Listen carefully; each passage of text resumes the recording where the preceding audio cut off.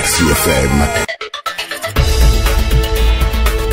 C'est une fenêtre ouverte sur l'actualité d'ici et d'ailleurs.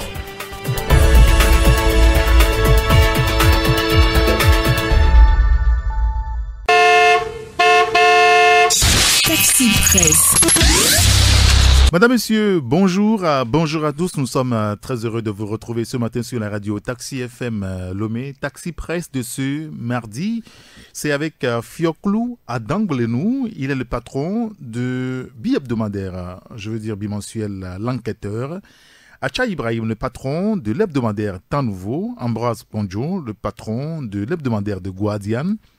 Et Joël Lega, le patron de l'hebdomadaire Fraternité. Ensemble avec eux, nous analyserons et commenterons les grands sujets de l'actualité. Une semaine pile de la feuille de route de la CEDEAO. Dans l'opinion, chacun y va de son commentaire. Ce qui pourra être la piste de la conférence des chefs d'État de la CEDEAO, la piste de sortie de crise. Au niveau du gouvernement, on affiche une certaine sérénité avant le 31 juillet prochain que vise cette campagne de communication de Gilbert Bawara dans la presse ces derniers jours. Avec mes confrères, on va y revenir. Taxi FM 93.1. Mais avant de retrouver mes confrères, juste vous donner une idée des journaux qui sont dans la kiosque ce matin. Il y a d'abord le quotidien Liberté, en prélude aux recommandations de la CEDEAO, pression, trafic d'influence, intox, mise en garde, menaces insidieuses, guerre de communication entre le pouvoir et la coalition de 14 partis. Vous lirez l'article dans le journal, le quotidien Liberté, à la page 4. Et par rapport au règlement du contentieux électoral, professeur Magloa Kwakovi se prononce. Il propose la thérapie de 1958, revue et corrigée. Vous lirez sa réaction dans le journal. Et puis 23 et 29 juillet 1992, 29 juillet 2018, assassinat de Tavio Ayao Amorin, 26 ans déjà, c'est ce que notre confrère. Le journal qui évoque aussi le blocage dans la collecte des données statistiques agricoles. Les agents menacés de licenciement, leur syndicat jugé illégal et politique par Agadazi. Agadazi, c'est Urokura, c'est lui le patron de l'agriculture togolaise. Vous lirez l'article à la page 3 du quotidien Liberté. L'autre quotidien aussi dans les kiosques, c'est Togo Matin qui parle politique. Les 19 août vont se multiplier. C'est la réaction de Antoine Foli, de l'UDS Togo, membre de la coalition de 14 partis de l'opposition, quand Antoine Foli crie haut et fort la véritable intention de la C14, écrit le journal Togo Matin. Le confrère qui parle également de réunion et sommet du 23 au 31 juillet. Le Togo, à nouveau pays des grands rendez-vous sur le continent africain, note le journal. Et puis coopération internationale, nouvel ambassadeur du Togo au Monténégro. Vous lirez l'article dans le journal. Un autre sujet, c'est lié donc à l'énergie renouvelable. Électrification au Togo. De 2008 à 2016, le Togo a engrangé 13 points, souligne le confrère. D'ailleurs, un test sera voté ce matin à l'Assemblée nationale par rapport donc aux énergies renouvelables. Un autre sujet, et ça concerne cette fois-ci l'environnement, convention de Minamata du 10 octobre 2013, protéger la santé humaine et l'environnement contre les effets néfastes du mercure. Vous lirez l'article à la page 10 du quotidien Togo Matin. Le bi-hebdomadaire L'Alternative parle de Mango, Bafilo et Sokoré. Paris réussi pour la C14, écrit notre confrère. Le Togo debout a les yeux rivés sur le sommet de la CEDEAO, écrit notre confrère. Vous lirez l'article dans le journal, c'est à la page 3. Et puis la chronique politique de l'Alternative, Fort Nyasingbe, le règne de la trahison, conclut le journal. Le confrère qui s'intéresse aussi à la presse, beaucoup plus à la maison de la presse, qui est dans la détresse, avec une comparaison assez quand même, je veux dire, désolante. Hein, l'image de la presse, l'image de la maison de la presse au Togo et celle de la maison de la presse au Sénégal. Vous lirez l'article pour mieux comprendre le sujet. C'est dans le bi-hebdomadaire L'Alternative. L'autre bi-hebdomadaire, c'est l'éveil de la nation Le confrère parle de présidence en exercice de la CEDEAO. Paris réussi pour Faure Gnassingbé. Vous lirez l'article dans le journal, c'est à la page 7. Grand meeting politique couplé d'actions humanitaires dans l'OTI. La NJSPF renouvelle son soutien à la vision du chef de l'État. Vous lirez l'article dans le journal. Parlant politique au Togo, avec la prochaine feuille de route de la CEDEAO pour une sortie de crise au Togo, le pouvoir serein et mesuré pendant que la coalition de 14 s'agite et menace notre confrère, le confrère qui publie naturellement l'interview de Gilbert Bawara. Morceau choisi, la CEDEAO dispose de tous les éléments d'appréciation pour trancher dans le sens de la normalisation définitive de la situation en se basant sur les normes et les principes qui fondent la démocratie et l'état de droit, a déclaré le bras droit de Faure Gnassingbé aujourd'hui. Et puis, interdiction des manifestations publiques du 23 juillet au 1er août, une question de maintien d'ordre que politique, souligne le journal. Et le dernier journal avec nous ce matin, c'est le Médium. Politique que vienne le 1er août, avec la photo de Gilbert Bawara et d'Antoine Folly à la une du journal Le Médium donc. Finance. Le Togo va acheter 40 milliards de francs CFA sur le marché financier en août, note le journal. Et puis ODD, les avancées du Togo exposées par le Premier ministre à New York. Économie encore avec la réduction des lacunes dans la prestation de services publics. La Banque mondiale appuie le Togo avec 16 milliards de francs CFA. Vous lirez tous ces sujets dans le journal Le Médium. Alors, outre le Médium dans les kiosques ce mardi, vous avez le bi-hebdomadaire L'éveil de la Nation, le bi-hebdomadaire L'Alternative, vous avez le quotidien Togo Matin et l'autre quotidien Liberté. Taxi FM, la seule radio d'information continue. Retour sur Radio Taxi FM Lomé dans l'émission Taxi Presse avec Ambroise Ponjo. Ambroise Ponjo est le patron de l'hebdomadaire des Guadianes. Ambroise, bonjour. Oui, Eric, bonjour. Bonjour les auditrices et les auditeurs de Radio Taxi FM. Vous allez bien?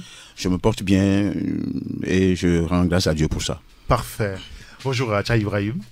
Bonjour Eric, bonjour aux passagers de notre taxi et bonjour aux confrères en studio. Fioclou Adanglenou, bonjour.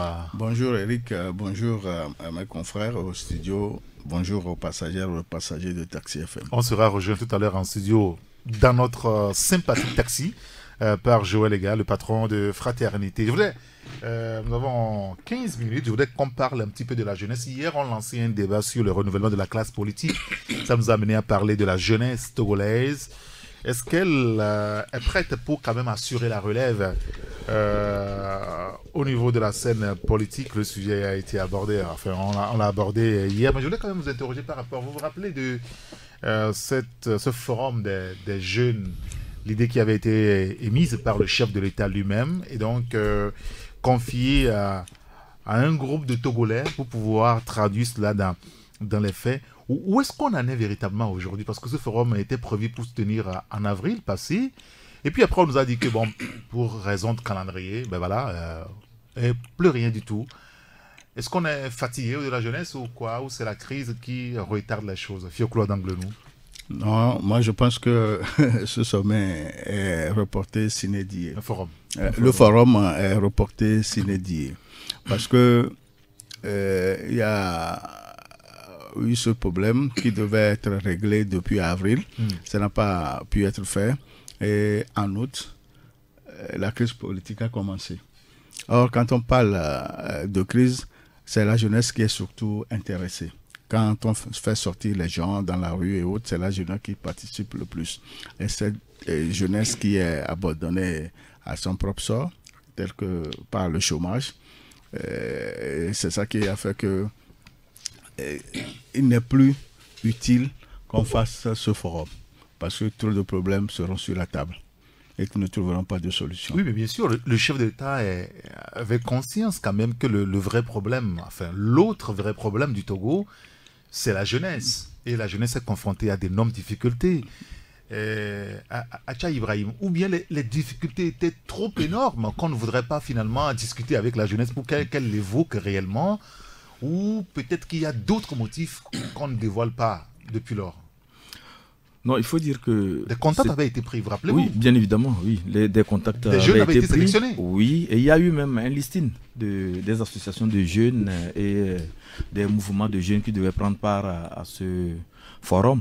Et c'était bien noté, même sur le côté communication, il y avait des groupes de jeunes et même de médias qui étaient cooptés pour accompagner ce forum qui devait amener la jeunesse à prendre conscience de l'état dans lequel nous évoluons et en même temps prendre l'engagement et d'aller vers l'épanouissement, le plein épanouissement. Donc il y a des mécanismes mis en place et on devait amener la jeunesse à travers des sensibilisations, des communications, à saisir les opportunités que l'État met à la disposition de la jeunesse pour que cette jeunesse puisse relever le défi de l'emploi, le défi de l'entrepreneuriat, le défi de l'épanouissement et pourquoi pas le défi du renouvellement de la classe politique, parce qu'il y avait aussi des thématiques qui étaient axées sur la citoyenneté, sur disons le vivre ensemble, la paix, la stabilité et autres là. Vous comprenez, donc ça n'a pas pu marcher et à mon avis ça peut être un coup fourré des vieux barons là qui ne veulent pas donner en tout cas de la place aux jeunes. Il faut toujours accuser les barons qu'ils ont fait ceci, ils ont fait cela. Non, quand je parle des barons, il faut me comprendre, parce que ce soit même du côté de l'opposition que du côté du pouvoir en place, il y a cette oligarchie là qui ne veut pas laisser la jeunesse prendre la relève.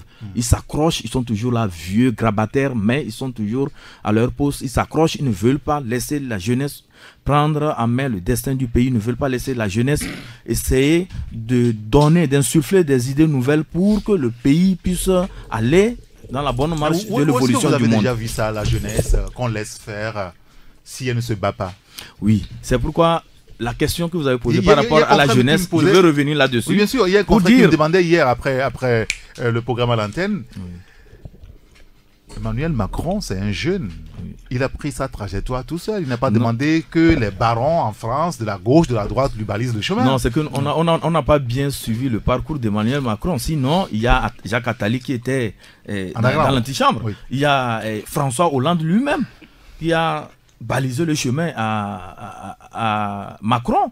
Et même quand vous quittez, quand vous allez dans le domaine des finances, vous allez voir de grands financiers qui ont fait confiance à ce jeune, parce que d'abord il a du talent, mais puisqu'il y a un état d'esprit en Europe qui voudrait que l'homme soit fier de son produit.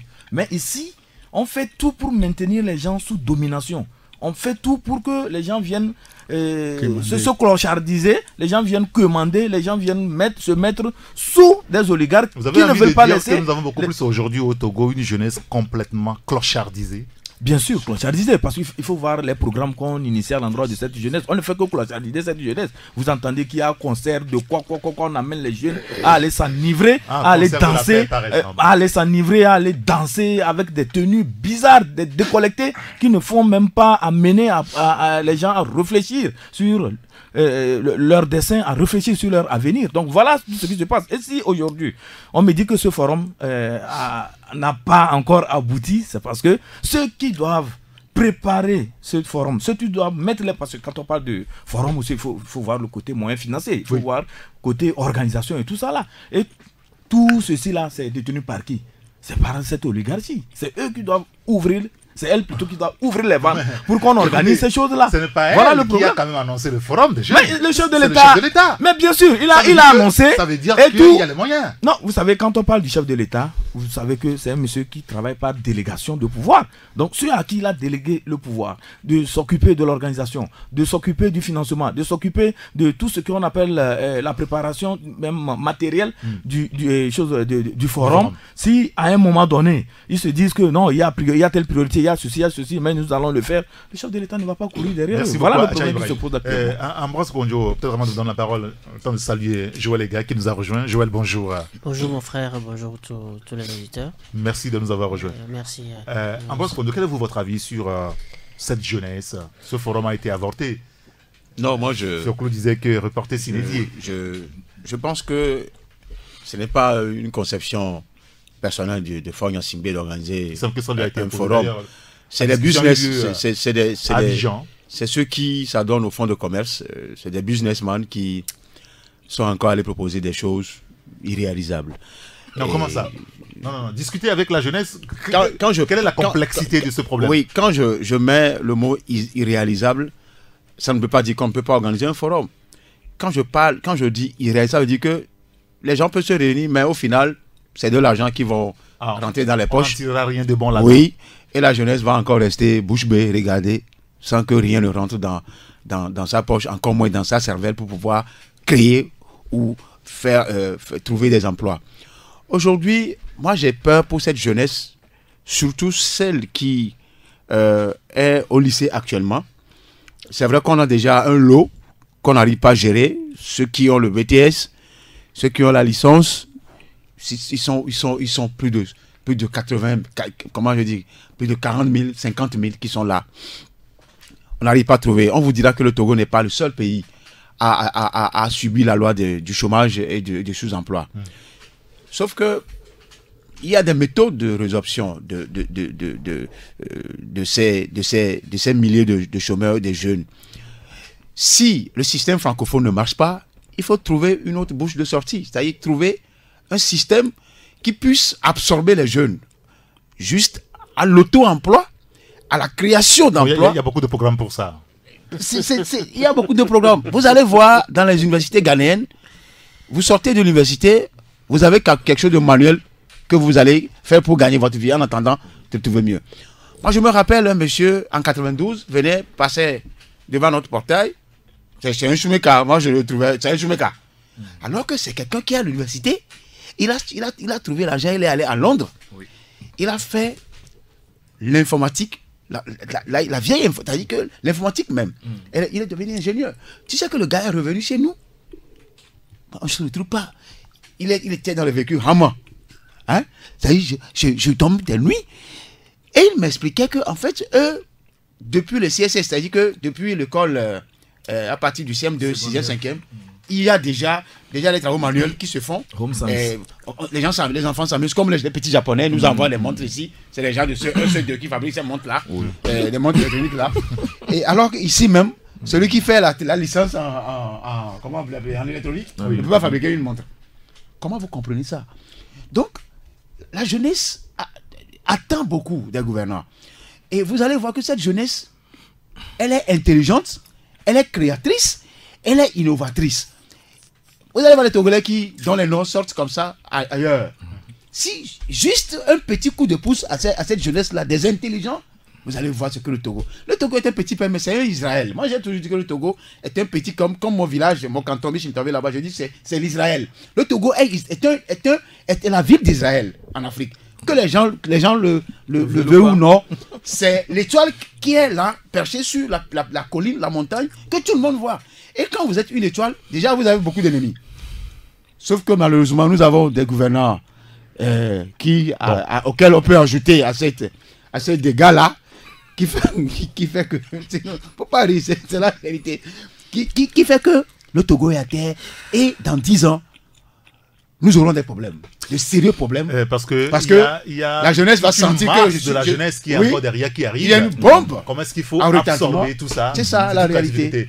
Joël, les gars, quel est votre avis sur cette question, je veux dire? Excusez-moi. Merci, vous savez que c'est un sujet que nous avons toujours abordé, enfin que moi j'ai toujours abordé de façon directe ou indirecte toujours. Dans votre journal, bien sûr. Mais pas dans le journal, mais d'ailleurs que c'est lors de nos débats ici, oui, bien sûr. Qu'analysant la crise politique. Parce que c'est les jeunes qui ont réussi le mouvement du 19 août. Oui. La crise de l'alternance que nous vivons, c'est les jeunes qui l'ont réussi, c'est un message fort. Et c'est normal qu'on voit le chef de l'État sortir de ses annonces, enfin, mettre dans ses annonces un forum à l'attention des jeunes. Mais maintenant, parlant de ce forum, tu avais demandé tantôt, est-ce que le forum là, pourquoi le forum ne tient pas? Oui. Est-ce que ça tiendra? Mais quand vous voyez ceux qu'on a mis à la manette de l'organisation du forum, il a fallu que moi j'aille aux informations pour voir que non, il y a des jeunes compétents qui ont été faits vice-présidents de la commission, des commissions devant organiser, parce qu'on a évolué ensemble. Moi je les connais très bien, je connais leurs compétences, je connais leur dynamique, leur volonté, ils sont proches de la base. Mais vous voyez là où on les a mis dans les postes de vice-président.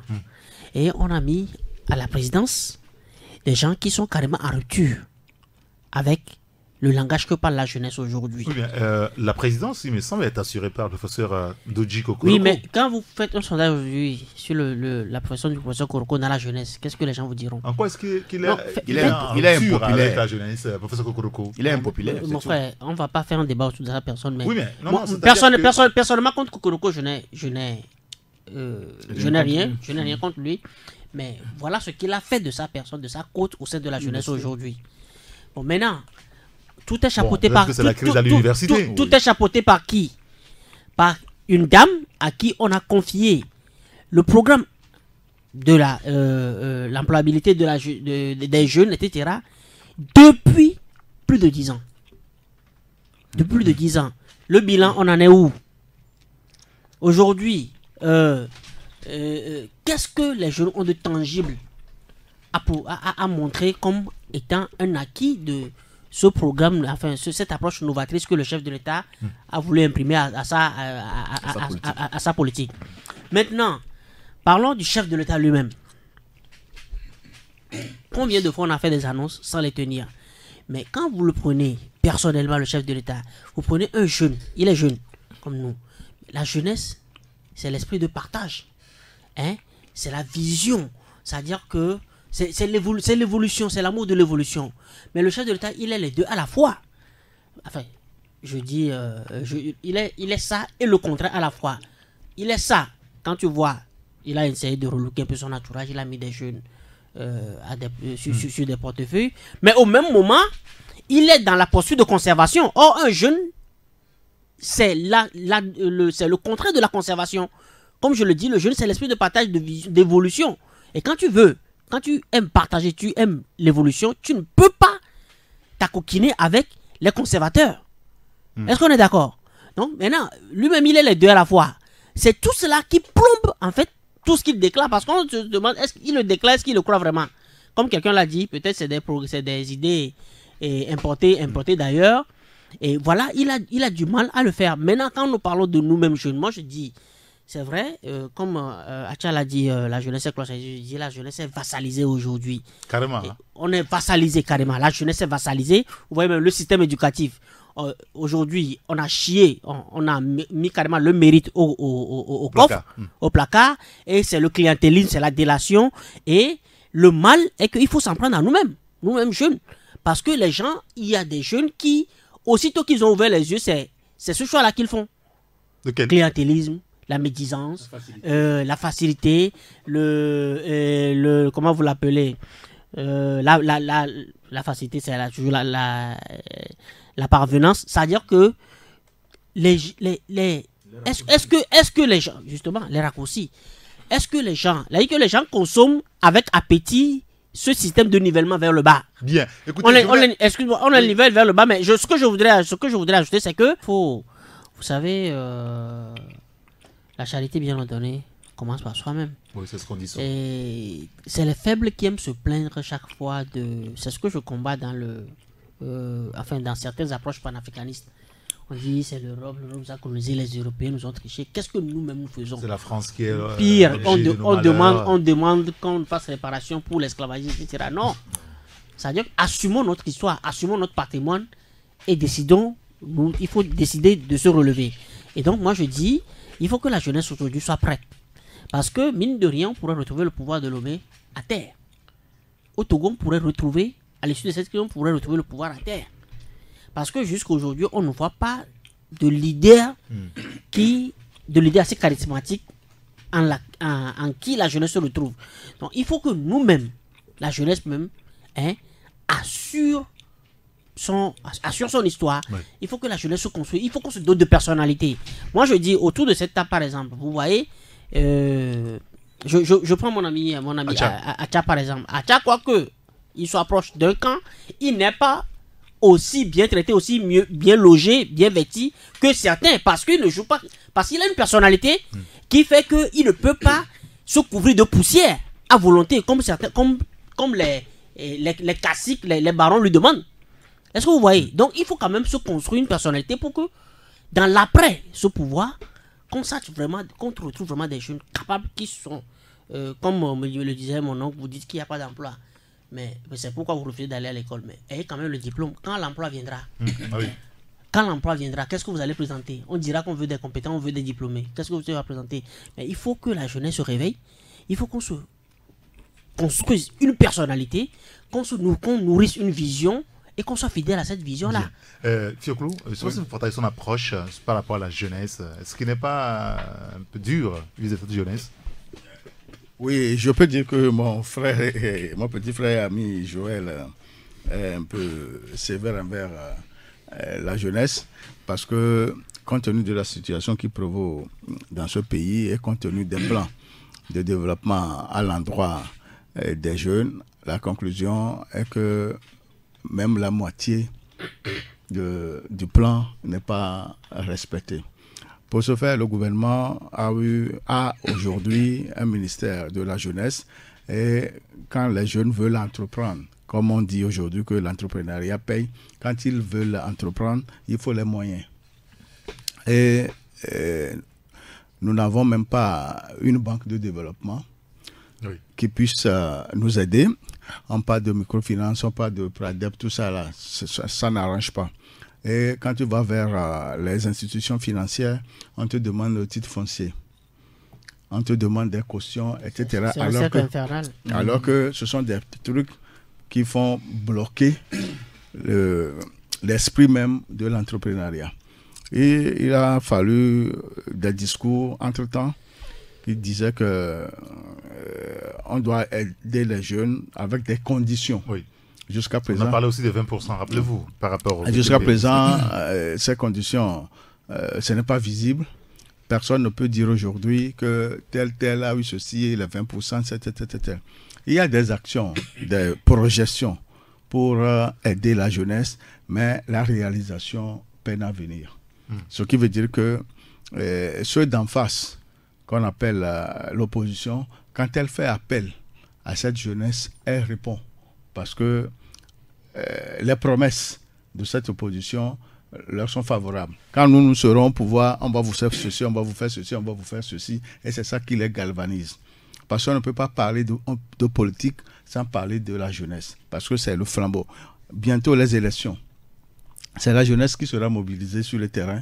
C'est cette même jeunesse qui va voter. Ce qui veut dire que la situation actuelle n'arrange personne. Et je peux conclure que ce que la jeunesse aujourd'hui devrait avoir, elle ne l'a pas. Oui, mais si la jeunesse est clochardisée, comme vous le disiez tout à l'heure à Tchaï Ibrahim, est-ce que finalement ce n'est pas un danger pour notre République?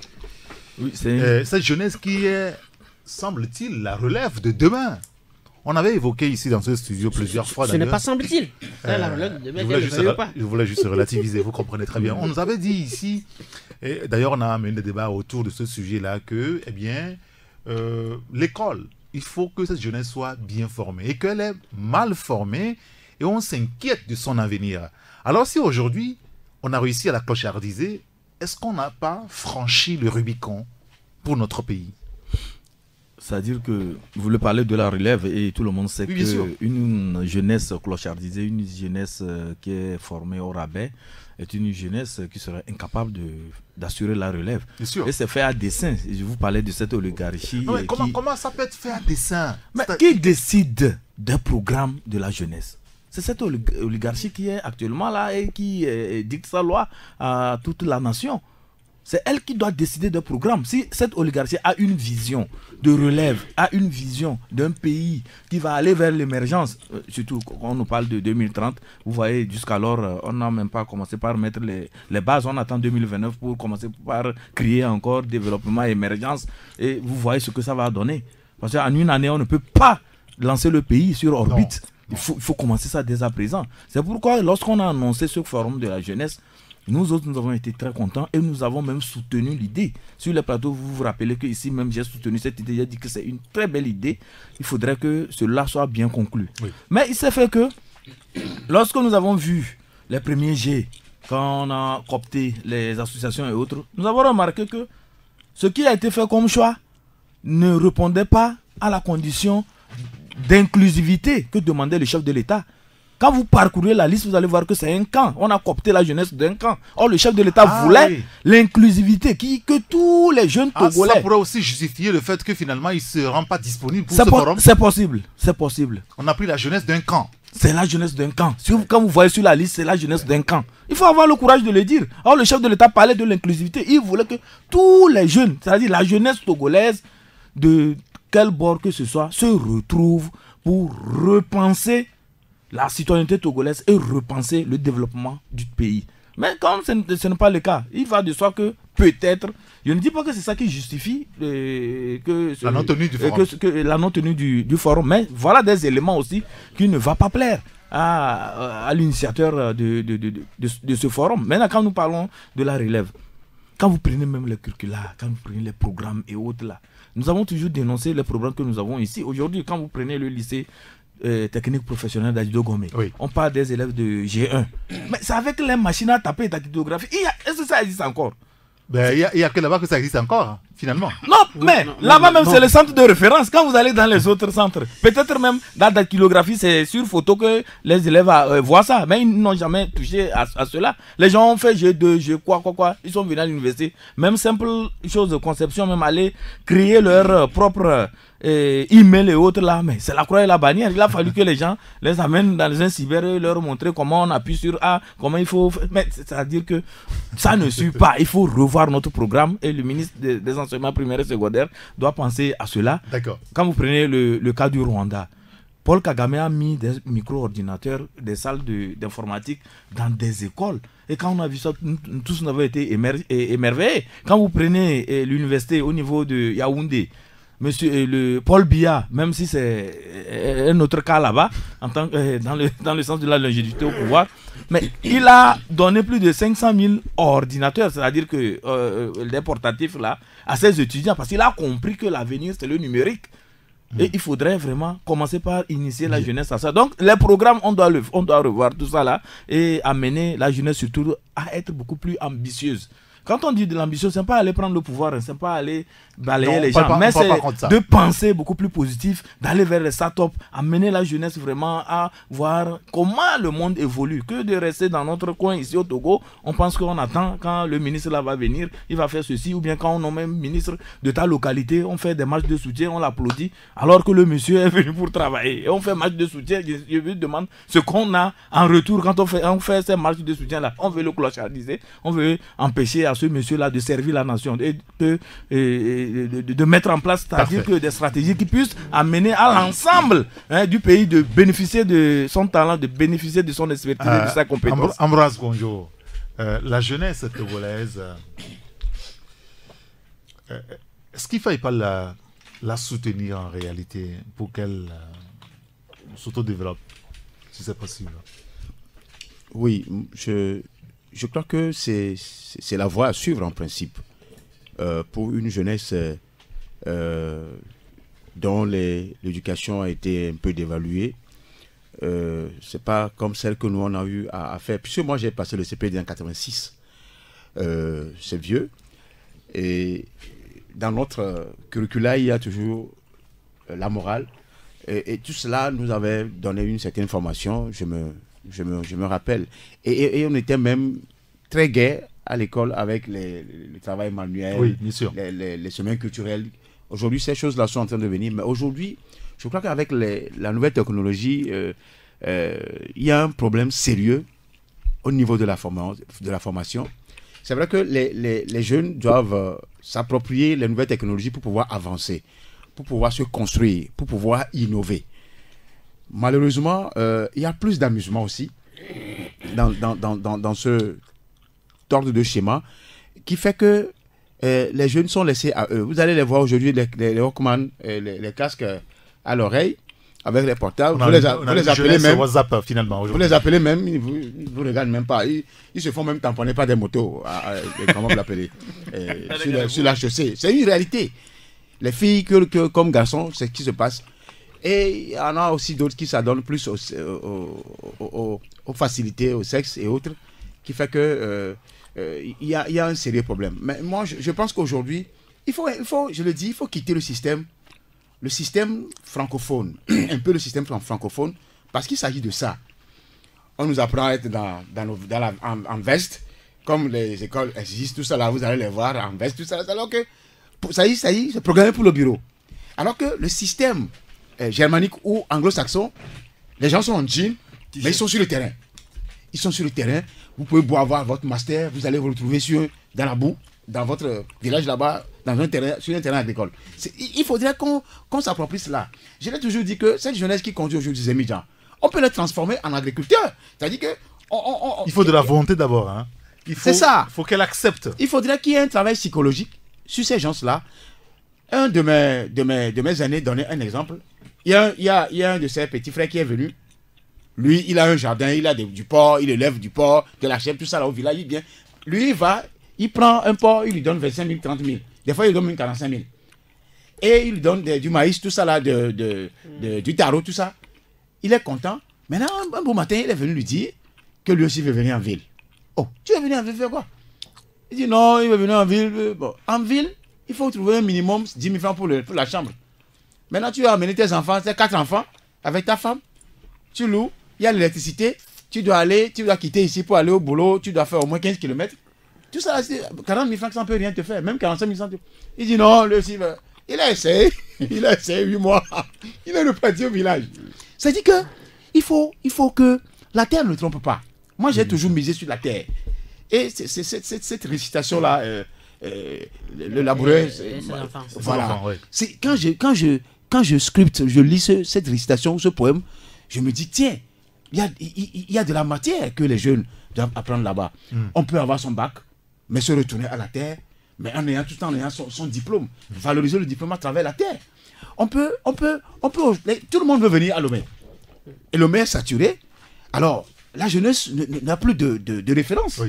Oui. Donc, cette marque de référence fait que les gens sont en déperdition. Ils sont là, hagards, sans issue. Ils se sarc-boutent sur les parents. Les parents qui, difficilement, joignent les deux bouts après la retraite. 2 ans après, ils meurent et ils se retrouvent à se chamailler autour de l'héritage. De référence, disait à Ambroise Ponjo, il faut que les anciens puissent aussi libérer la place pour la jeunesse. Oui, je vois les gars, on passe à notre sujet. Oui, que les anciens puissent libérer la place à notre jeunesse. Je me rappelle ces ministres qui sont tombés, qui ont failli, qui sont tombés à un pas du trépas en pleine cérémonie officielle dans ce pays. Oui, et quand on avait titré à Caen la passation du témoin, ça nous a, ça a eu le mérite de nous mettre certaines personnes à dos, mais on n'en a rien à foutre. Quand c'est la vérité, c'est notre armure, ça. Parce que quand tu dis la vérité, on finit pas trop jeune. Alors quand je vais puiser beaucoup dans ce que mon ami Acha a dit tout à l'heure, quand on veut organiser ce forum avec toutes les entités de jeunes réunis, et que ça la jeunesse de l'unir, parce qu'il n'a pas parlé de jeunes de l'unir. Enfin, il a parlé des jeunes de toutes voilà. Enfin, le chef de l'État aurait voulu que les jeunes viennent de tous les horizons, mais on a pris que des gens même de l'ANC d'un camp. Mais si le chef d'État choisit de prendre les jeunes de tous les horizons pour écouter ce qu'ils veulent, mais ça veut dire que la politique nationale de la jeunesse qui a été exécutée jusque-là est un échec total. Non, pourquoi? Oui, ça a été un échec total. Sinon, pourquoi en 10 ans on n'a pas pu identifier vraiment ce qu'il faut faire à la jeunesse et mettre en place des programmes qu'on déploie? Pour déployer un programme, c'est combien d'années? Maximum 2 ans, on voit déjà les fruits. Et ça veut dire que ça a été un échec total. Bon, maintenant, si face à ça, lui-même il se tait, ça veut dire qu'il prête caution au problème. C'est en cela je dis, c'est le comportement de quelqu'un du 3e âge. C'est en cela il se comporte comme quelqu'un du 3e âge. Alors qu'il est jeune. Oh, il est jeune. C'est cela que je dis, sa personnalité même est un contraste. Sur des sujets, au lieu d'imprimer un dynamisme, le management d'un jeune, non, là, il chancelle, il veut arranger tout le monde, il veut être bien avec tout le monde. Et c'est ça, les jeunes que nous avons aujourd'hui, on veut être bien avec tout le monde, on veut juste paraître, remplir le ventre, scintiller. Et parce que je ne comprends pas que quand on parle d'alternance, il y ait des jeunes qui soient contre cela. Nous sommes dans une crise d'alternance. Et des jeunes sont contre cela juste parce que on leur a permis de payer ce pays. Quand ils ont des marchés quelque part, ça, ils se réalisent eux seuls. ils ne visent pas la réalisation de toute la... C'est-à-dire que l'évolution de toute la société est... Eux seuls, bon, ils arrivent à dormir aujourd'hui au frais, comment vous l'appelez, à rouler, à bien s'habiller, et c'est fini. Je dis, ces esprits-là, quand tu te comportes comme ça, dis-toi que tu as un esprit rétrograde, et la jeunesse n'est pas d'esprit rétrograde. Très bien. Maintenant, maintenant, l'autre tard de notre jeunesse aussi, c'est la participation au débat public. Quand nous faisons ici le débat, au lieu de sortir, d'aller au-delà des débats passionnés, très souvent vous voyez les jeunes qui sont proches de l'opposition, mais ils ne savent même pas en fait qu'est-ce qu'il faut demander à l'opposition.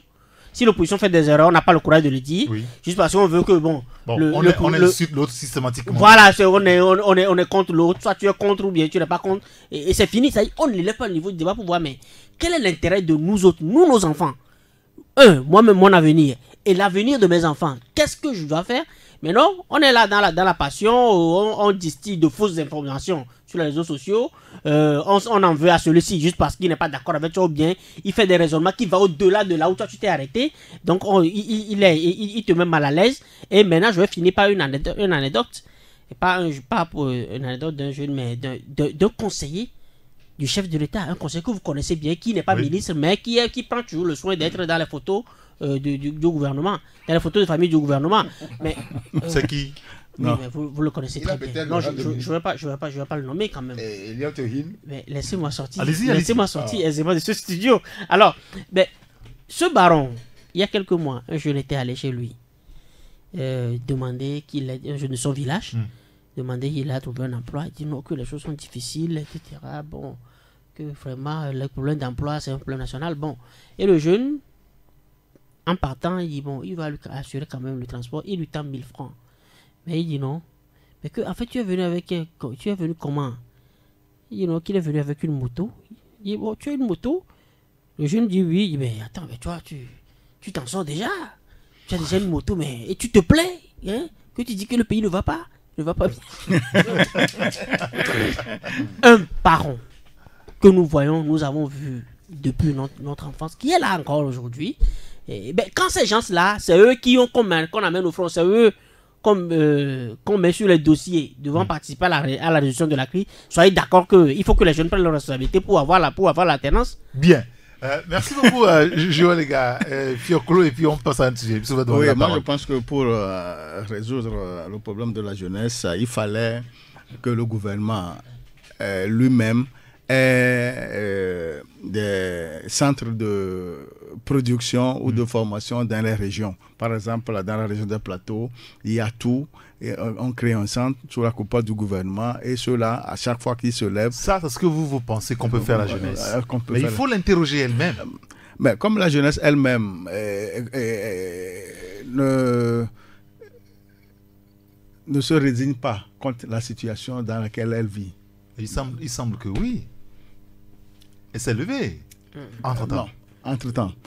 Quand? En 90? L'année passée. Le 19 août. Le 19 août. Et le résultat aujourd'hui, c'est quoi? Non, ne voyons pas le problème de la sorte. Moi, je pense que, si vous permettez, Eric, c'est qu'il y a actuellement un vent d'éveil de conscience qui souffle sur le continent. Et les jeunes ne veulent plus se laisser faire. Ça, il faudrait que les oligarques, là, et tous ces vieux barons, là, qui sont en train de bloquer l'avenir de la jeunesse, sache que la jeunesse est en train de prendre son destin en main.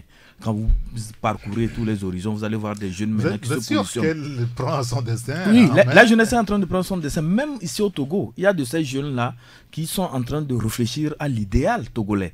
Oui. C'est-à-dire que c'est des gens conscients. Et vous savez, nous avons même, nous partageons ensemble, même, comment l'appelle-t-on, patronyme, ou bien, excusez-moi un peu le terme, c'est-à-dire que les grands citoyens d'État, que le vocable que nous partageons, ce n'est pour rien. C'est pour réfléchir bien, comme le disait mon confrère Joël Ega. Nous avons refusé le nivellement vers le bas. Nous voulons tirer le Togo vers le haut. Donc nous devons porter des valeurs. Nous devons, entre nous jeunes, être francs envers nous. Nous devons, entre nous jeunes, aller vers une certaine solidarité et discuter dire que sans s'insulter. Non, discuter sans s'insulter, c'est le débat que nous menons maintenant. Vous n'allez jamais voir quelqu'un qui se réclame du vocable grand citoyen d'État injurier les gens. Le débat est un débat de haut niveau. Chacun prend de la hauteur par rapport à la situation et proposer ce qui peut amener le Togo vers le devant. Ce n'est pas l'histoire de chapelle politique qui nous intéresse, mais c'est le Togo. Comment sortir le Togo de cette situation? Comment sortir le Togo de cette animosité qui prend encore? Comment sortir le Togo de cette division qui est en train de s'enraciner durablement dans les familles togolaises?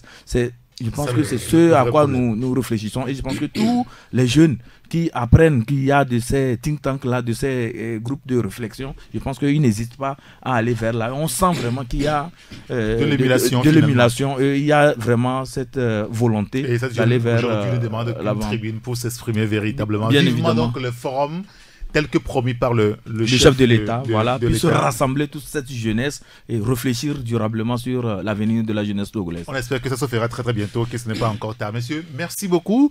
Nous allons manquer une pause et quand nous serons de retour, nous parlerons politique et toutes les attentions aujourd'hui, c'est sur le 31 juillet. 31 juillet, c'est mardi prochain pile. On sera en studio, mais on aura les conclusions juste après. Et puis avant, je demanderai à mes confrères ce qu'ils pensent du bilan du chef de l'État à la tête de la CEDEAO, une année après, parce que en juin dernier, le chef d'État Faure Gnassingbé a fait 1 an à la tête de la CEDEAO. À l'époque, il parlait de faire en sorte que la CEDEAO soit une CEDEAO des peuples. Est-ce qu'on a atteint l'objectif? Merci de nous rejoindre sur Radio Taxi FM. Lomé, une semaine pile, nous sommes à une semaine pile de la feuille de route de la CEDEAO dans l'opinion. Chacun y va de son commentaire de ce qui pourrait être la piste de sortie de la conférence des chefs d'État de la CEDEAO par rapport justement à la crise togolaise au niveau du gouvernement. Depuis quelques jours, on semble afficher une certaine sérénité avant mardi prochain, le 31 juillet, que vise cette forme de campagne de communication du ministre Gilbert Bawara depuis quelques jours. On va en parler. Mais avant, évoquons la CEDEAO avec le chef de l'État. Il y a une année, un mois, Faure Gnassingbé prenait la tête de ce regroupement. Une présidence tournante au niveau de la CEDEAO. 1 an après, est-ce qu'on peut dire que le chef de l'État, Acha Ibrahim, a quand même réussi à faire ce qu'il avait dit qu'il fera? Oui, mais quand vous suivez un peu le chef de l'État, vous savez que c'est un homme qui tient beaucoup à la stabilité, à la paix, à la sécurité. Donc sur ce volet, moi je dirais que le chef de l'État, Faure Gnassingbé, a réussi. Il a fait un bilan, en tout cas, qui rassure quand même ses compatriotes et l'ensemble des citoyens de l'espace communautaire. Parce que quand vous prenez un peu la Guinée-Bissau, et comment le chef de l'État est parvenu à rétablir l'ordre là-bas et à amener les Bissau-Guinéens à amorcer un nouveau en tout cas, virage en matière de l'évolution de leur pays. Il faut vraiment s'en féliciter parce que grâce aux sanctions ciblées que le chef de l'État, M. Faure Gnassingbé, a eu à prendre, de concert avec ses pairs de la sous-région, a eu à prendre à l'endroit du président Valls et de certaines personnalités là-bas, ça a fait que les gens se sont ravisés, ce qui était dans une logique de jusqu'au boutiste ou bien que c'est eux, ça passe ou ça casse, ils se sont ravisés et ça fait que il y a eu le retour de la normalité dans ce pays. Et de même, lors des élections au Libéria, vous vous rappelez, le deuxième tour posait problème.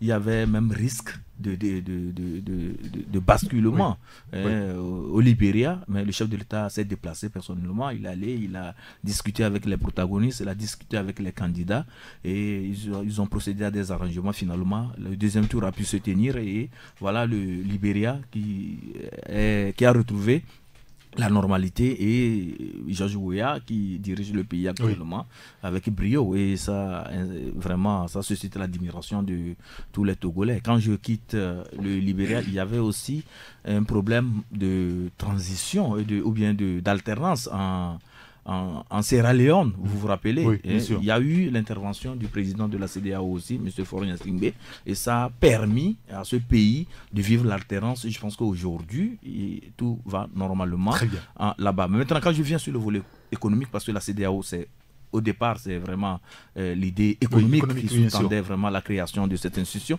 Le chef de l'État, M. Faure Gnassingbé, a parlé de la libre circulation. Parce que quand on parle de la libre circulation des biens et des personnes, tout ça, là, c'est pour aller vers les échanges. Et quand on parle des échanges, vous voyez le côté économique. Donc, lorsqu'il a pris la tête de la CEDEAO, on l'a vu se déplacer à la frontière Togo-Ghana. Il a eu à parler de la CEDEAO des peuples. Il a eu à parler de la libre circulation en tout cas des biens à toutes les frontières. Il a parlé avec ses pairs de la nécessité d'ouvrir les frontières, de laisser les gens circuler librement pour permettre les échanges dans l'espace CEDEAO. Donc quand on prend tout ce bilan, on se dit que vraiment il a réussi. Et même au niveau étatique, au niveau de notre pays, la CEDEAO a pris en charge la crise togolaise. C'est un événement aussi, il faut s'en féliciter, parce que aujourd'hui, avec la CEDEAO, nous attendons le verdict du 31, du 31 juillet. Ça aussi, il faut dire que... C'est une première fois qu'un chef d'État qui prend la tête de la CEDEAO, que son pays connaisse une crise aussi grave, profonde, que ce soit son institution qui vienne régler le problème. Alors, et c'est un leadership bien assumé. Le 4 juin de l'année dernière, il y a une année, disait que, je cite, notre ambition est de réussir le pari de la paix au sein de la CEDEAO, car le développement est à ce prix. Ambroise Ponjo, est-ce que vous pensez presque la même chose avec Acha Ibrahim tout à l'heure? Le pari a été gagné par Faure Gnassingbé à une année de présidence à la tête de la CEDEAO. Sur le plan organisationnel, je crois que on peut se dire que il a essayé d'organiser quelques rencontres, quelques réunions. Les frontières togolaises, par exemple, à titre d'exemple, qui doit venir de lui-même, ont été ouvertes 24 heures sur 24, je crois. Et il y a aussi, comment vous l'appelez, le règlement de la crise en Guinée-Bissau, tel que Acha l'a dit. Il n'a pas en revanche insisté sur le volet politique du règlement de certaines crises.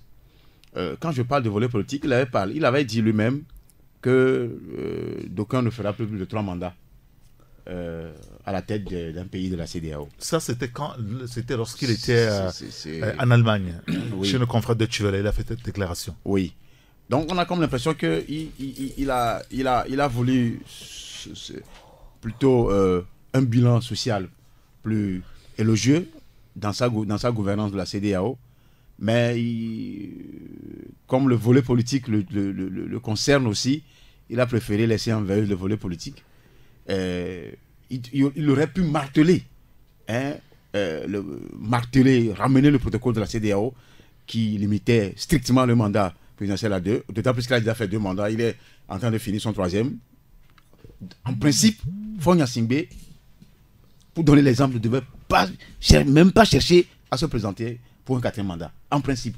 Donc il a laissé ce volet-là, sauf que ce volet le rattrape aujourd'hui, parce qu'on ne peut pas être président de la CEDEAO, chercher à régler les problèmes politiques ailleurs, vouloir imposer des choses à certains pays qui sont en conflit politique ou en difficulté politique, et que l'on même ne soit pas en mesure de faire respecter cela chez soi.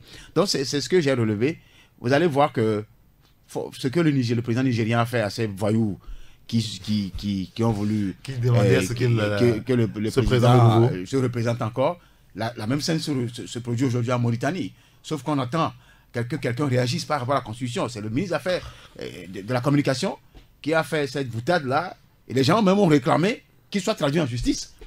Donc ce président nigérien, quoi qu'on l'accuse, ne peut jamais avoir des vérités de se représenter. Donc c'est en principe Faure Gnassingbé qui devait tracer cette voie-là. Il ne l'a pas fait.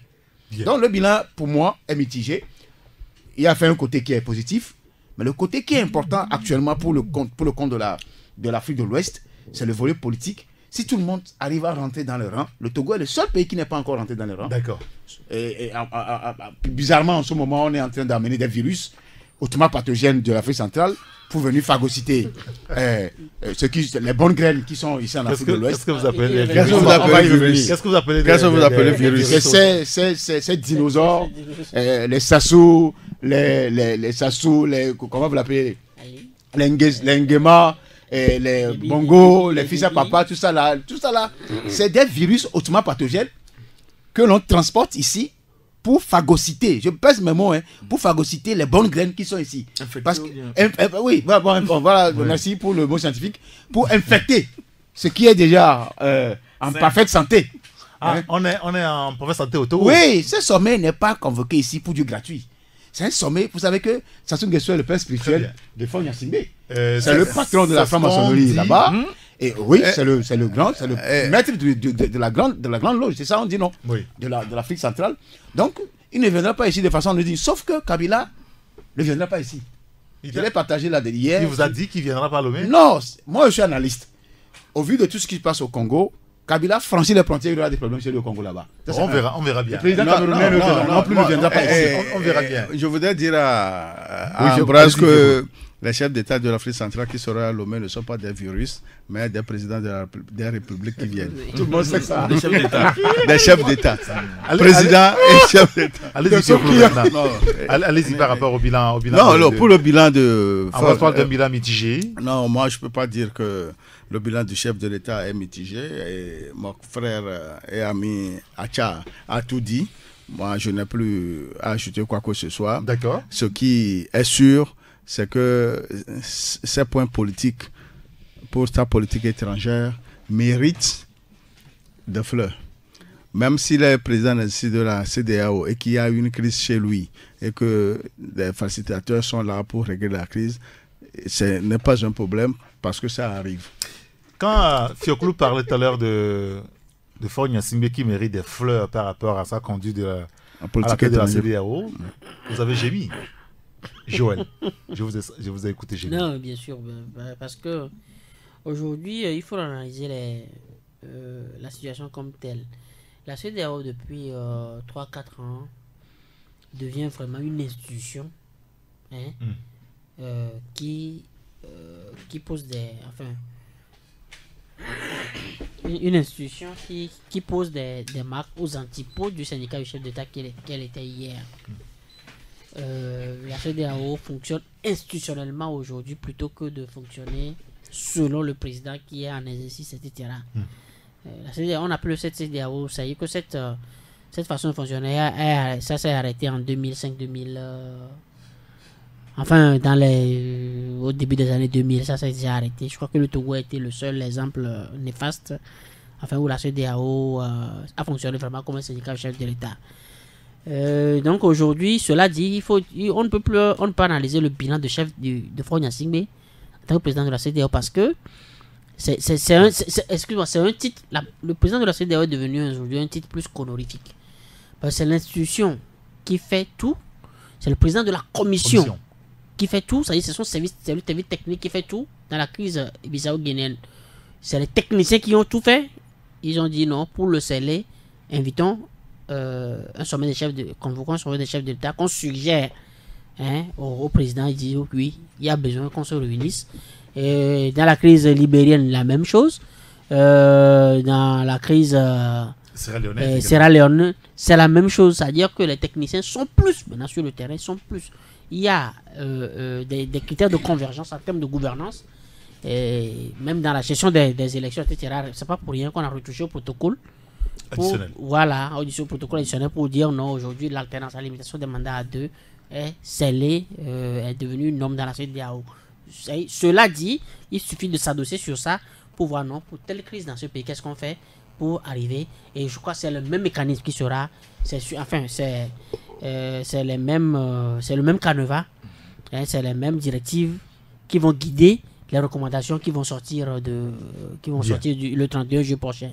Bon, maintenant, cela dit, Faure Gnassingbé, s'il faut l'évaluer, s'il faut évaluer son bilan, ça sera par rapport à ce que lui-même il a dit. Oui. Il n'a pas dit, on va renforcer l'alternance, etc. Non. Il a dit, on va faire une CEDEAO des peuples. Et aujourd'hui, est-ce qu'on a une CEDEAO des peuples? Non. C'est vrai? Est-ce qu'on a, à part la sortie à Hila Kondi, non, Non, à Flao, qu'est-ce qui a été posé encore comme acte? C'est en cela, je dis, le chef de l'État, très souvent, c'est ce qu'il dit qui lui crée le problème. Oui, c'est ce que lui-même il dit. On vient de parler du cas du Forum de la jeunesse. Oui. Il a parlé de l'État des États généraux de l'éducation. Oui. Jamais. Des États généraux de la santé. Jamais. C'est-à-dire qu'on a l'impression que lui-même, il fait des... minorité. Voilà, de la minorité. Depuis 2012, rien. Donc c'est ce que lui-même il dit. Il faut qu'il revoie. C'est pas... Il faut pas... Les éléments de langage. Il faut, justement, il faut pas s'en prendre à ses responsables communication là. Mais bon, tu sais, dans cet exercice-là, tu as beau recommander des choses à ton chef. D'abord, il a l'habitude même de corriger souvent les discours quand on le remet. Il a toujours son stylo pour griffonner quelque chose ou bien il improvise. Donc, c'est ce que lui-même il dit qui lui crée le problème. On ne va pas dire que ce sont ces responsables communication qui le mettent en problème. C'est ce que lui-même il déclare qui lui crée le problème. D'accord, très bien. Messieurs, merci beaucoup. Non, mais on parle maintenant politique. Nous avons 15 minutes pour parler politique. Mot. Allez-y.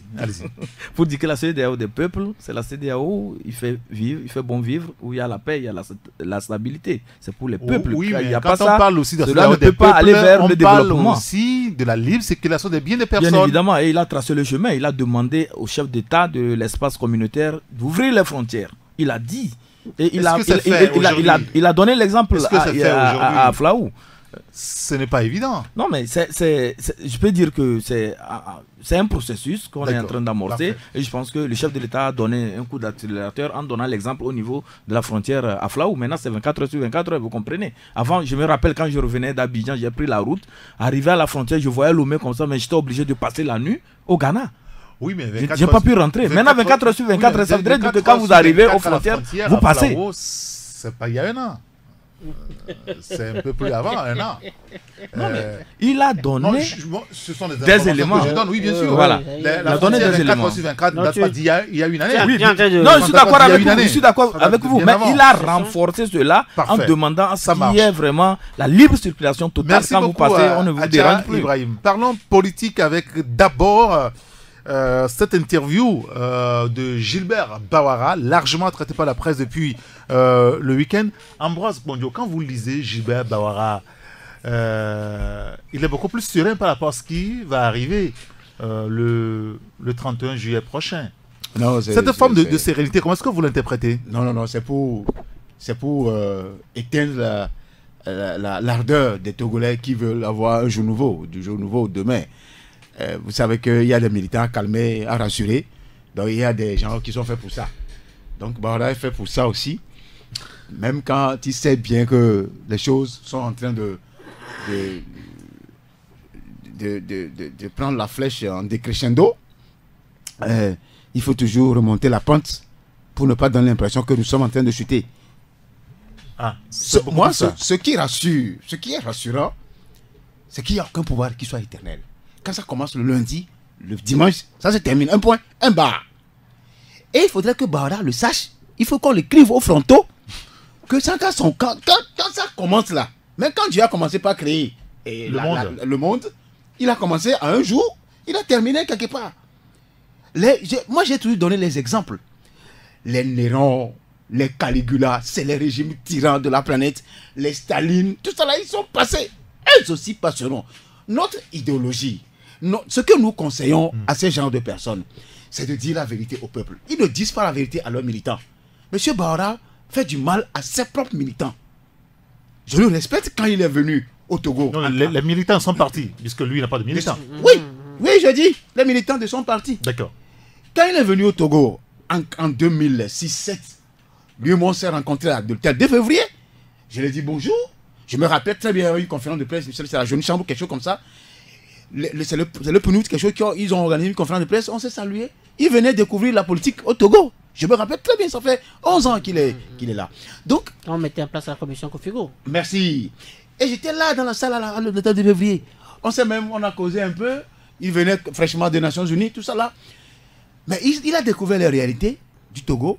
S'il y a des gens en communication qui manquent au pouvoir de Lomé, je crois qu'il faut en trouver autre personne. Bawara sait faire son métier. Il est bon, il peut faire ce qu'on lui demande dans son parti. Mais de grâce, qui ne joue pas au Lambert Mendé, hein, qui ne jouent pas à Mbizé, ils ne peuvent même pas arriver à leur genou. Parce que c'est des gens qui sont terribles là-bas. Ils voient le rouge, ils vous planquent le blanc. Et ils le font si bien. Surtout, comment vous l'appelez, Mendé là. Il est vieux, mais il est bon. Sauf qu'il sait bien qu'il joue au mauvais avocat. Il peint le blanc. Il sait que quand demain il va tomber, on va lui replacer comme ça dans sa tombe. Jules Bawara a dit quelque chose de fondamental dans son interview. Beaucoup de confrères l'ont relevé. Il dit par exemple que le 31 juillet marquera une étape décisive. Et ça, vous ne pouvez pas le contester à Ambroise Kondjo. Absolument pas. Il a aussi déclaré quand même que, eh bien, à partir du août, 1er août, oui. le Togo, c'est une nouvelle phase qui s'ouvre pour notre pays. Est-ce qu'il a dit comme ça? Oui. Il a parlé de diktat quelque part. Il y a ça aussi. Oui. C'est-à-dire qu'il n'est pas clair. Comme au Togo, on n'a jamais... Même ceux qui interviennent par rapport pour le Togo, ils ne sont jamais clairs. Et l'ambassadeur de France a aussi dit quelque chose pour ajouter à ce que Bawara a dit. Oui. Que le 31 juillet serait une date déterminante. C'est-à-dire que la feuille de route sera déterminante pour le Togo. Si Bawara est dans ce chemin-là, en rejoignant un peu Macron dans la fin du statu quo, donc je crois que les Togolais doivent avoir espoir que les choses vont désormais bouger. Vous savez, bien. Il suffit, Eric, s'il te plaît, il suffit qu'il y ait ce déclic-là. Même si le Togolais n'a pas 500 francs pour acheter du gombo et du bord de maïs pour aller chercher à manger, psychologiquement, les gens vont déverrouiller, le développement va s'amorcer. Il faut qu'il soit dans ce schéma-là. C'est tout ce que nous on demande. Comment est-ce que vous appréciez la sortie de Bawara, Fiokoulo Adanglenou? Oui, nous savons que Bawara a toujours assisté au dialogue. Et ce qui se dit là-bas, il maîtrise un peu les Parce que visiblement, il semble connaître l'issue du 31 juillet. Mais puisqu'on parle de feuille de route pour la date du 31, quelle que soit l'issue, quel que soit ce qui va arriver, le 1er août, on sera dans une nouvelle ère pour le Togo.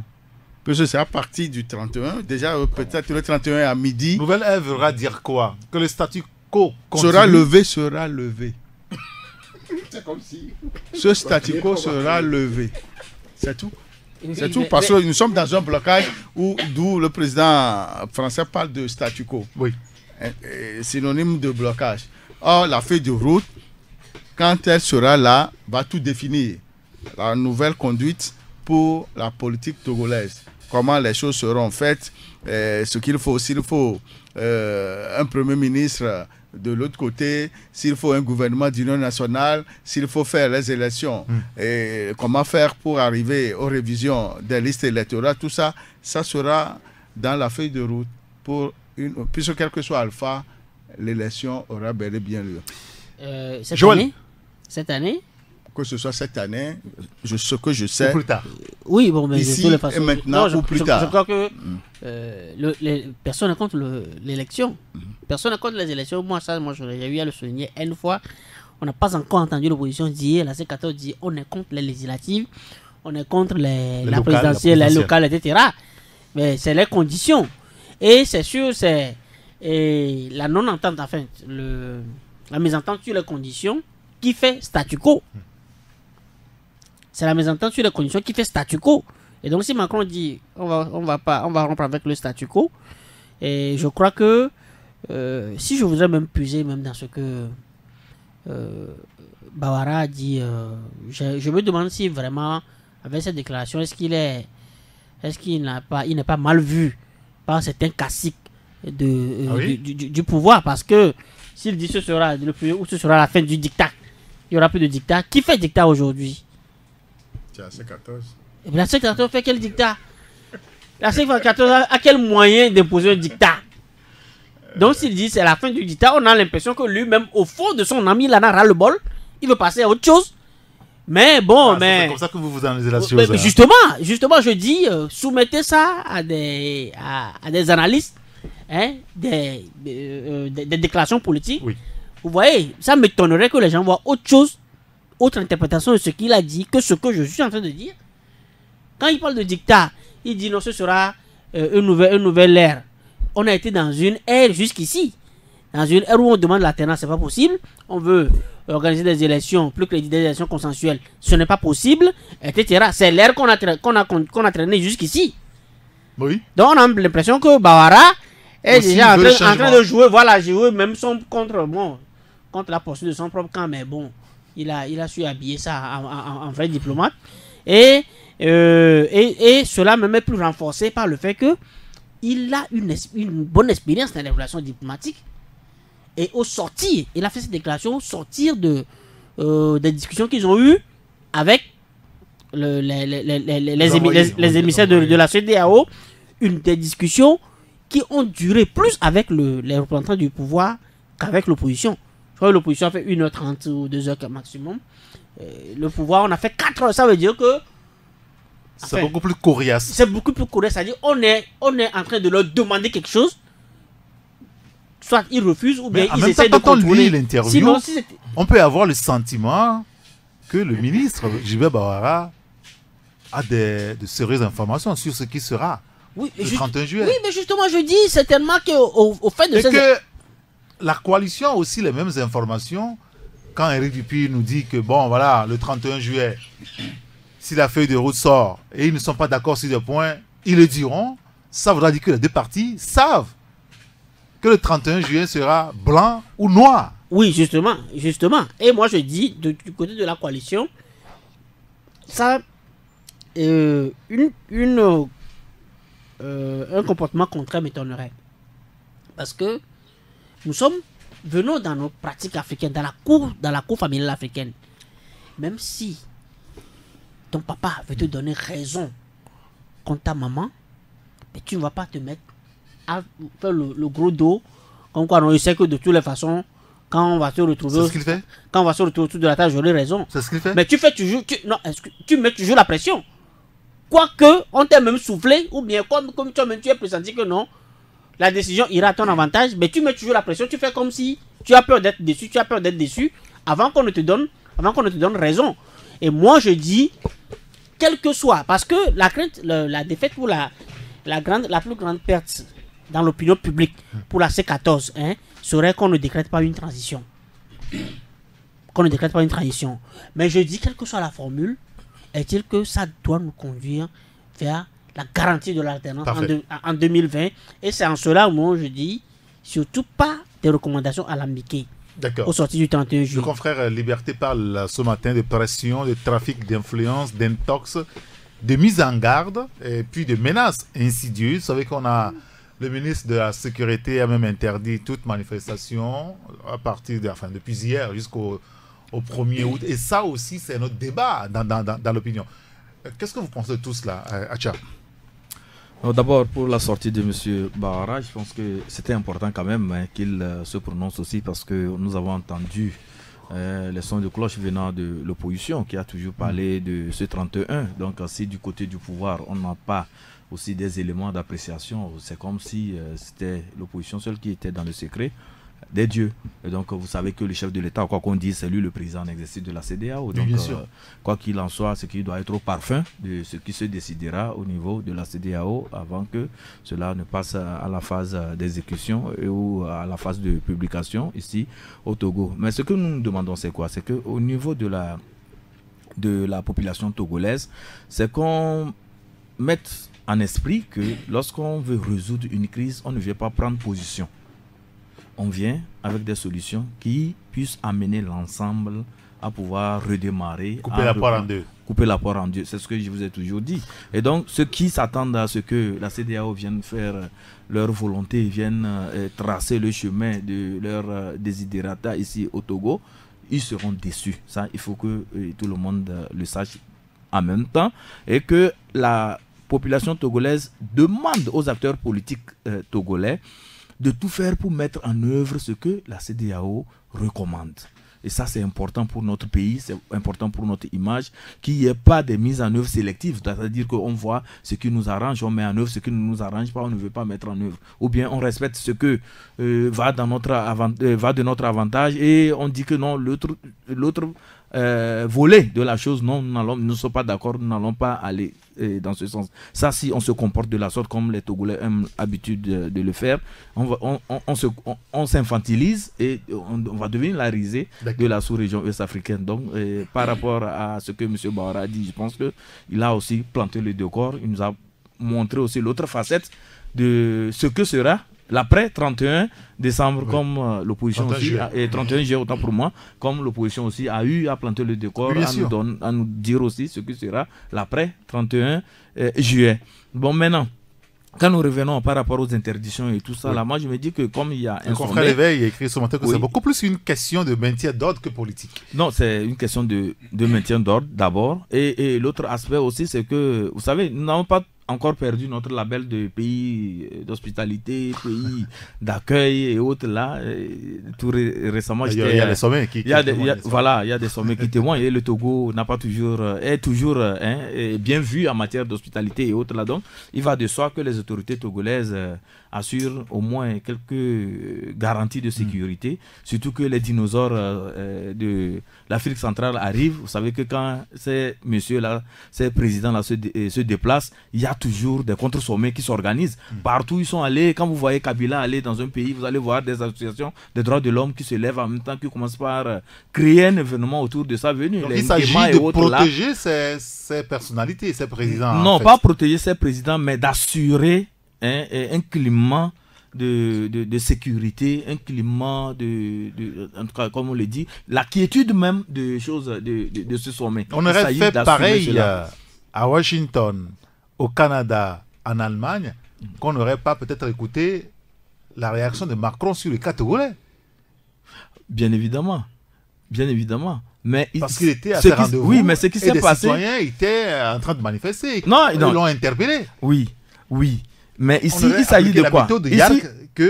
On ne l'écoutera peut-être pas sur ce sujet. Bien évidemment, chaque pays a sa méthode, chaque pays ou bien chaque continent a ses réalités. Mais ce qui se passe ici, c'est que on veut que le sommet se déroule dans de bonnes conditions, qu'il n'y ait pas, comme on le dit, des couacs et des sons disons, dissonants lors de ce sommet. Alors, le Togo tient beaucoup à son label d'hospitalité, d'accueil, de pays, et carrefour des grandes conférences. Je vais la confrère, toi, confrère, en 2 minutes. Hein.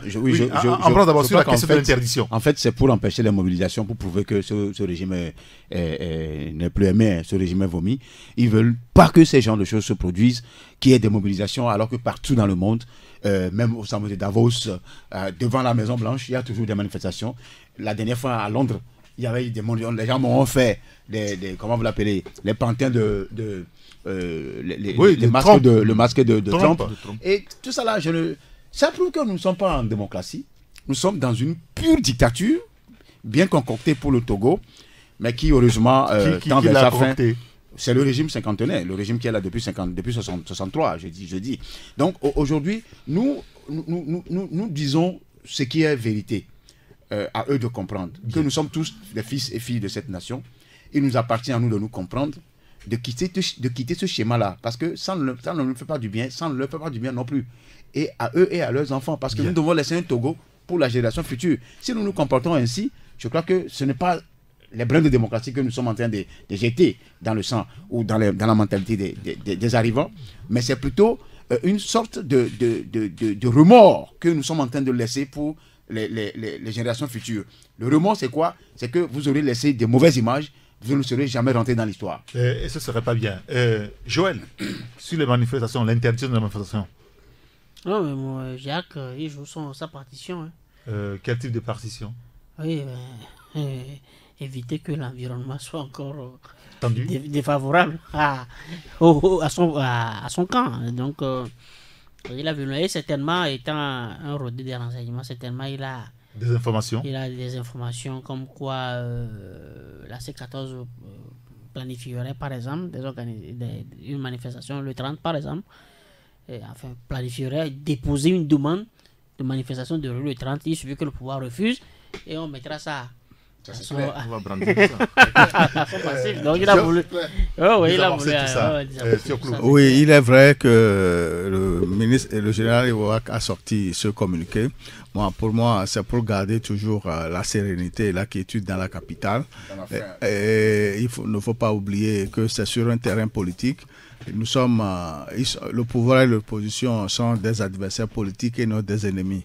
Et le vivre ensemble doit être à la hauteur de tous. Messieurs, merci beaucoup d'être venus pour le débat de ce matin. Fioclou Adanglono, le patron du journal L'Enquêteur, Acha Ibrahim, Temps Nouveau, Joël Legra, Fraternité, et Ambroise Ponjo, des Guardians. Merci à Jazz Prosper qui a réalisé le magazine de ce matin. Appelez-moi Saint-Rigaton. On se retrouve demain pour une nouvelle aventure sur la radio. D'ici là, portez-vous bien. Au revoir. Toujours une longueur d'avance. Toujours une longueur d'avance. Taxi FM.